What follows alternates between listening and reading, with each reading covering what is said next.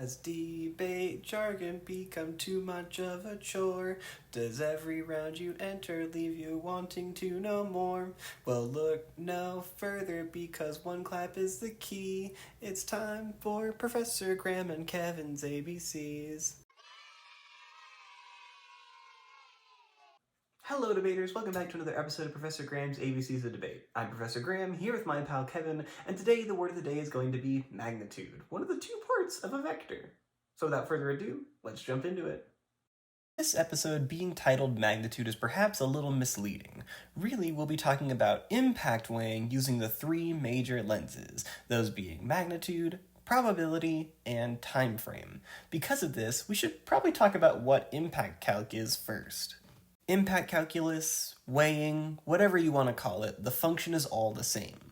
To compare the impacts of your team versus your opponents, climate change versus a nuclear war, disease spread versus US soft power, poverty versus a conventional war. In every round, it will be your job to compare why voting for you is a net positive for the world, and the best way to do that is through impact calculus, showing why your impact is scarier if the judge chooses to endorse the other team. Typically, impact calculus shouldn't take forever, but it is a quintessential part of winning the debate, so you shouldn't underdo it either. Usually, impact calculus should only take at max 30 to 50 seconds, depending on how deep the rabbit hole goes / how complex things are. If you've got 3 different warrants as to why your impact turns theirs, in combination with your normal weighing mechanism, that might take a while to get through, but the wall that you'll build of scary arguments on the most important part of the debate is certainly worth it. Fine. There are traditionally 3 different weighing mechanisms, or lenses, to view your impacts through, those being magnitude, probability, and time frame. Magnitude is the simplest, so let's just start there. Magnitude refers to the size of your impact. Do you stop a nuclear war between nuclear-armed powers, which will certainly cause the end of the human race? Well, congratulations, you'll probably want to outweigh on magnitude. You'll usually get away with this too by reading impact defense on your opponent's arguments as well. If you win that nuclear war 100% leads to extinction, but climate change is overhyped and they're inflating their impact, you can still win on magnitude even though you both claim to stop extinction. But obviously, if you have a smaller impact, something like structural violence, it is unwise to say that we outweigh on magnitude because you are literally just lying and wasting breath. Nobody will believe you if you say that lifting 1,000 people out of poverty outweighs everyone in the world dying. So don't do that. However, if you have one of these kinds of impacts, fret not, because probability will soon become your best friend. Probability / likelihood is usually the polar opposite of magnitude, because if your impacts are smaller, it's more guaranteed that you can solve for them. So taking the examples from earlier, this is best with structural violence impacts because you can almost guarantee some solvency for these with policy actions as opposed to extinction scenarios, which are all outlandish and silly. But again, don't claim to be more likely than your opponents if you're running a giant impact, because again, making up nonsense that can easily be disproved is usually a losing strategy. That brings us to our last one, time frame.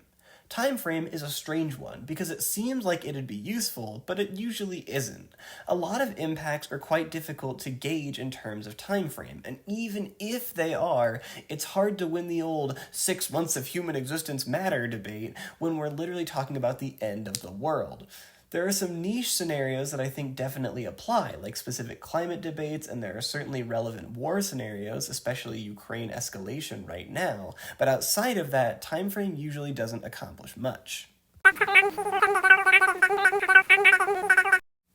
As I mentioned during the magnitude and probability conversations, it's never good to make nonsense up. Your nuclear war scenario will never be likely, and your poverty contention won't ever spiral into an existential threat. Saying that in round makes experienced judges roll their eyes because you're wasting their time on silly arguments instead of developing the ones that you'll actually win the round on. This is why it's also usually unwise to go for multiple of these lenses, because it just doesn't make sense. Even if you win that you outweigh on magnitude and time frame, it's not like the time frame was the tiebreaker, nor does that argument ever get fleshed out to win you anything. One last note.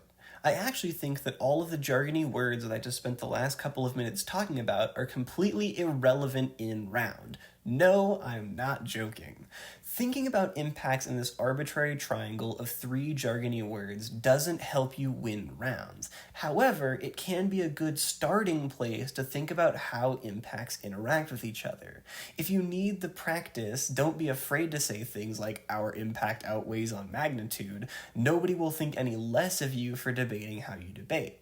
But on the flip side, it is just as effective to say the words, only our impact causes extinction.